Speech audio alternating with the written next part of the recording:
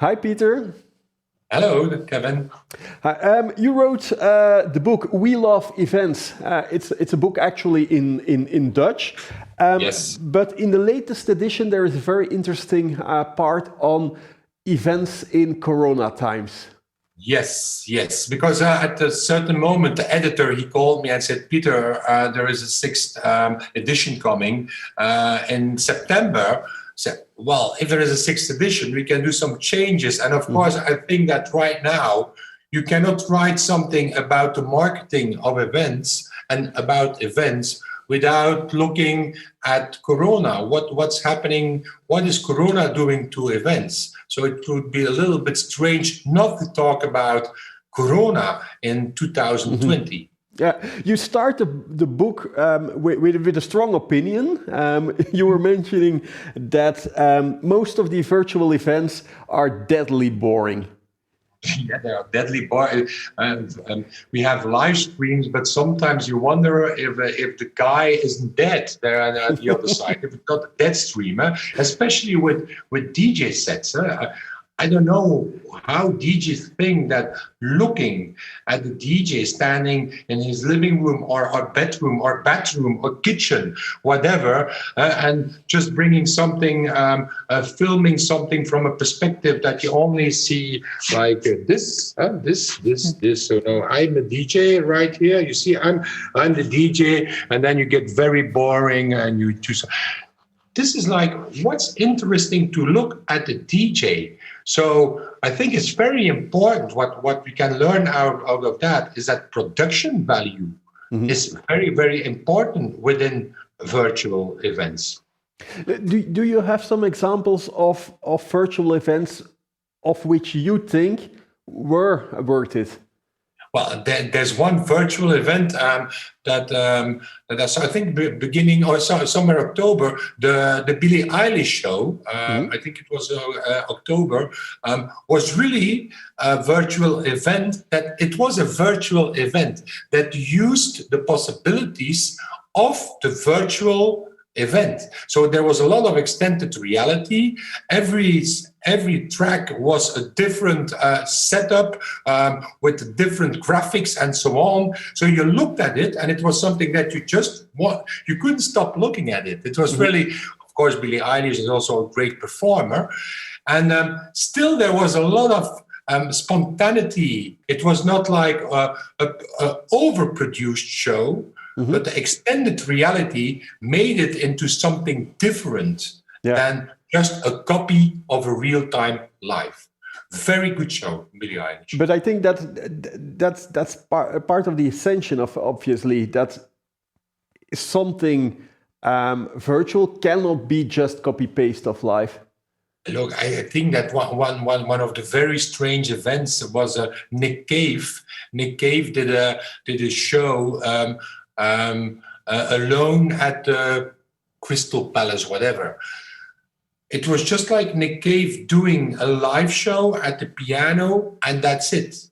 The amazing thing, or the very almost awkward thing, was that he wasn't even there. It was a pre-recorded show that he just was transmitting and presenting it as some kind of stream. And people had to pay to look at Nick Cave doing the show. So you just were looking at some kind of video. Maybe Nick Cave was going fishing somewhere. He was fishing. And so I think that you cannot communicate. There's no self-expression. There's no expression. It's just like a DVD you're looking at. I didn't get it.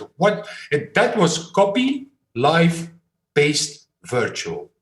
And it's good for fans, for real fans, for diehard fans, but not for just to look at. I don't know whether you look at the Apple keynotes or not, but I had the same feeling with those. Before, it was kind of exciting to see the community and to see the interaction with the audience. And now with a pre-recorded show, it's it doesn't work. The Apple shows were like one more thing, and so this was the moment everybody was waiting for, one more thing, and Steve Jobs getting out some kind of iPod, so it's very small, whatever. Yeah. So he knew Steve Jobs. He knew how to do things and how to use the virtual platform to be more than just a copy paste. I think that's very important. Not to copy paste.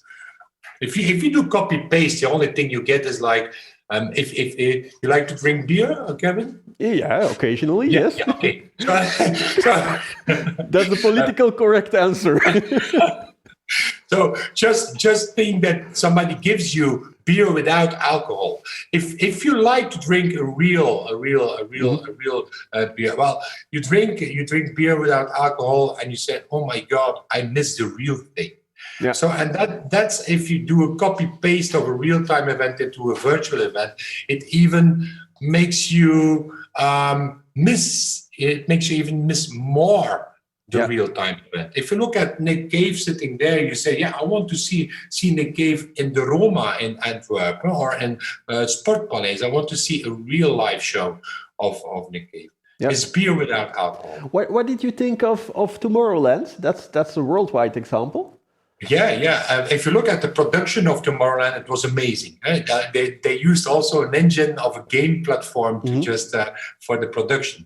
It was amazing. But sometimes I had the feeling with some DJs just standing there and doing like this, and so where then you have to see all the people doing the same thing. Yeah, that's what Tomorrowland is about creating magic of the masses.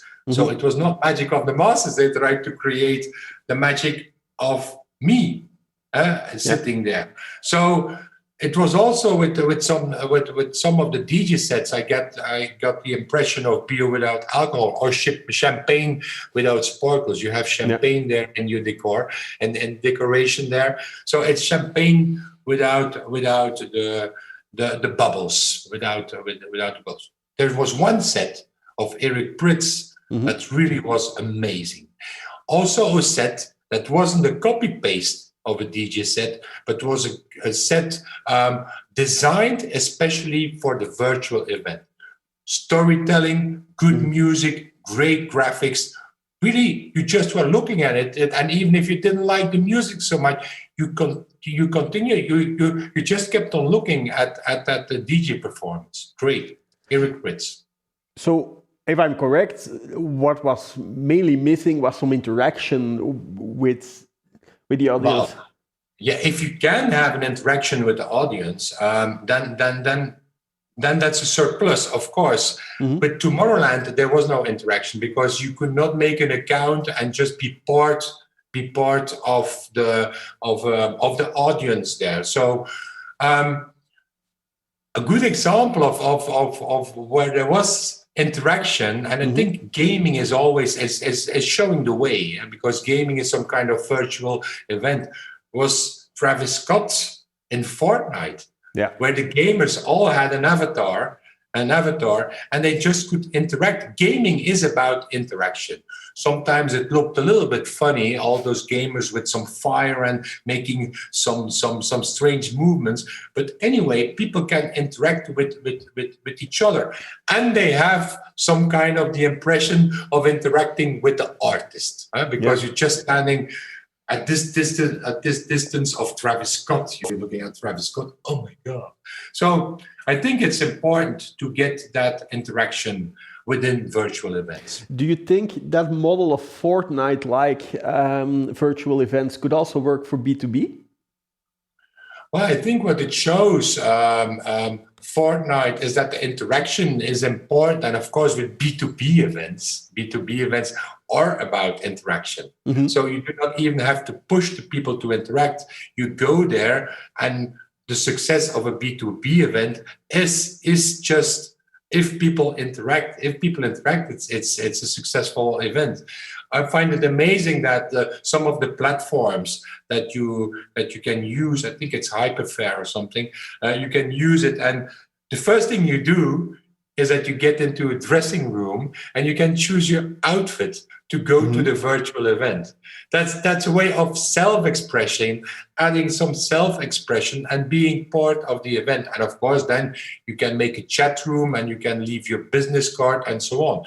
So I think for virtual events, for B2B events, that virtual events are very, very promising. Yeah. Why should you take a plane and go to Uppsala to go to some kind of fair if I just can visit it right here? To meet some friends. Also Indeed. In your book, you're not only talking about the traditional events like festival concerts and so on, but also about, for example, Formula One. Yeah. I think that especially for sport events, you want to see the sport event in the moment because it's what is happening right now. The goal, you want to see the goal, and you want to be the first to see the goal. And it's something different with the show of Coldplay or Rammstein or whatever. You just can look at it at YouTube, and it still has the same value after 1 year looking at it. So sport events are about staying in the moment, and that's why they are so they make a lot of money with the broadcast rights, broadcasting, television, Netflix, Formula One with how is it called, the fantastic Drive to Survive or something, or Drive whatever, a great docu on Netflix, and they pay a lot of money just to broadcast the event. And I think it shows that it shows possibilities, but not for live shows. I do not think that for live shows, for a Coldplay, whatever, you will not pay to see them in the moment live. Yeah, what is kind of different in the Formula One example is that they also have that virtual or their own platform in which you can be in the cockpit of a driver and so on. Yeah, that's great. So that's a good example of not seeing virtual as just a copy paste of the real-time event. So they think about the possibilities of people sitting at home, a screen, and just change, and you can get in the cockpit of Max Verstappen. I was at Francorchamps a year ago, where Max Verstappen just at first in the first corner, he just hit the wall, whatever, finished after about 15 seconds. Sitting at Francorchamps, you see it something happening far away, and that's it. And people start taking their smartphones to check, what happened? So if you look at the platform of Formula One, you can see that crash from 20 different angles, and you can just sit and at Max Verstappen and you see what happens. So it's like, and that shows the good thing that it is, if Corona goes away, that it will be an and story. You will look at your smartphone while you are at the real-time event, and it will be a surplus. Yeah. In the book, you're also talking about excuse content and money content. What do you mean with that? Well, I think that we pay to go to a real event. We pay to go to a real event. But of course, we're so used that the virtual world, that's for free. Again, look at gaming. Fortnite, you don't have to pay for Fortnite. You only have to pay once when you're at level 20 or something. Or you just pay for a skin or an attribute or whatever. The game is excuse content to get you to money content. And I think that this blueprint, I think it's an interesting blueprint, also for events, for events where you have to see your show, your performance, your live stream, and not your dead stream, but your live stream. Think of Andrea Bocelli in Milan, where a show Easter for Hope, something like that. It was for free, and you looked at it, and it had a great production value. So it did cost a lot of money to make that content, but it was excuse content to bring you to the merchandise of Andrea Bocelli. So, and then you just pay money for the merchandise. I think that take Tomorrowland or Awakenings or Wuha or Werchter. If music is played by a DJ, why not just add a button, buy this track? give this track away. So it means that you do not have to pay for Awakenings. Tomorrowland, you have to pay for Tomorrowland. You do not have to pay for Awakenings. That's excuse content. But then you just pay money for the music, for a t-shirt, maybe for something to eat that they bring at home, and so on and so on. So excuse content, free, that brings you to money content. Okay, Peter. Thank you very much for sharing your thoughts on virtual events. Thank you for having me. My pleasure. And you at home, thank you for watching our show. I hope to see you next week.